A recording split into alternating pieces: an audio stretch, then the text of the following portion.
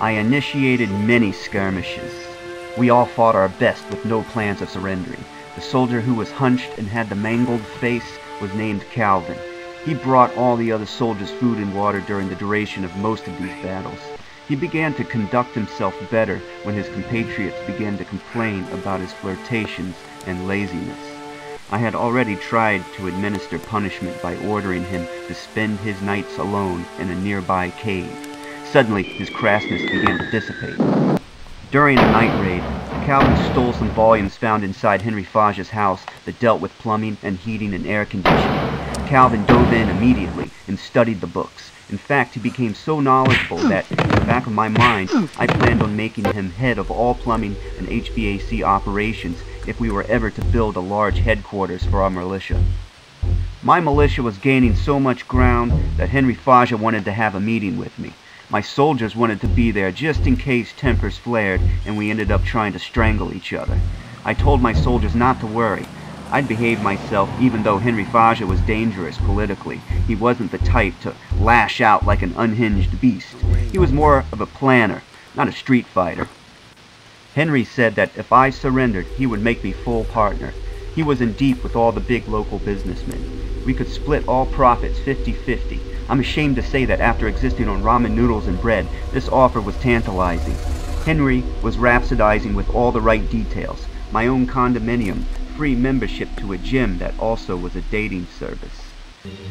He explained that the beautiful women there were really turned on by guys like me, guys who are leaders, the true go-getters of this world.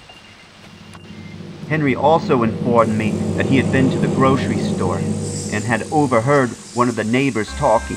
They mentioned that they had gone to visit Miss Sanchez at the hospital and that she was planning to come home within a week. I thought I was going to collapse. I was certainly glad that the old lady had recovered, but if she returned, I was out of a home. Then he took another stab at my heart, telling me that he had spoken to Calvin, that Calvin wanted to join his plumbing business, having conveyed to him as well the picture-perfect bonuses of enlistment. I must say I have never met anyone as devious as Henry Faja. He enjoyed to play people like violas. He went on to tell me that I actually should have inherited a lot of money, that I was supposed to have been the head of a construction business that my father had owned. This took me by surprise. I never knew my father had owned such a business. Henry said that my father had kept it secret because he wanted to give the business to the son he had fathered with another woman, this woman having worked at the dry cleaners where my dad had gotten his shirts and pants pressed once a week. Too much information at once. I felt dehydrated, like my vitamins had been sapped and sold on the black market. Ultimately, I decided to stand my ground. Art and literature had gotten me through the loneliest of times, and this kook wanted me to throw it all away. It was time for Act 5 of The Tempest. It was time for a retreat back to the mind theater. I believed truly that my interior performance of the play kept me afloat. The curtain opens. The crowd awaits the grand finale.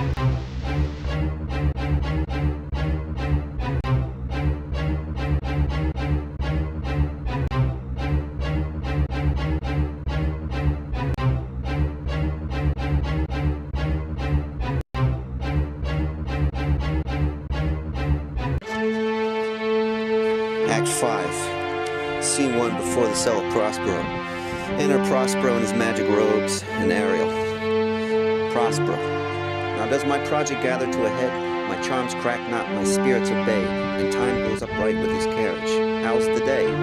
Ariel. In the 6th hour, at which time, my lord, you said our work should cease. Prospero.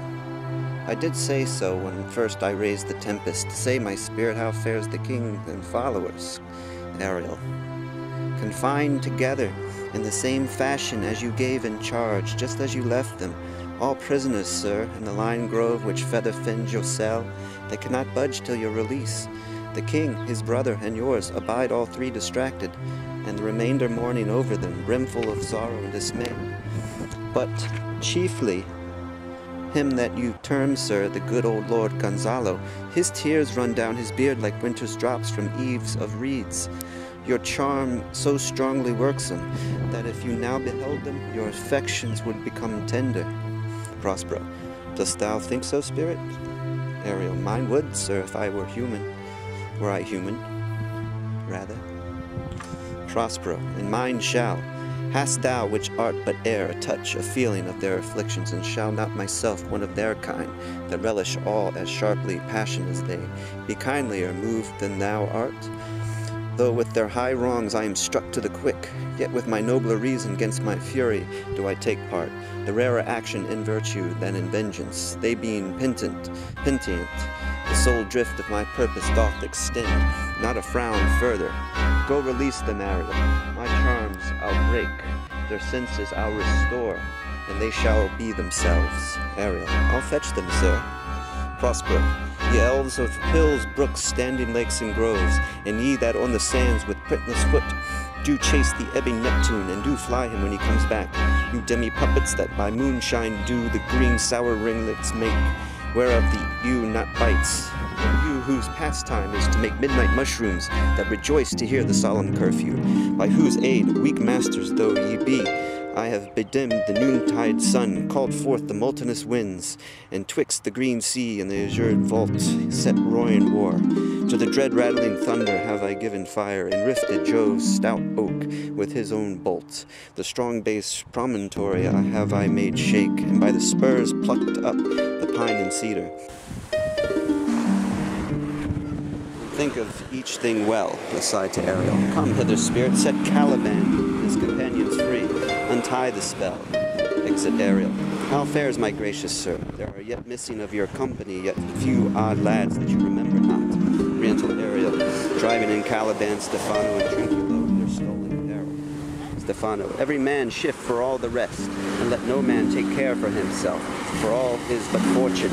Coraggio, bully monster, Coraggio.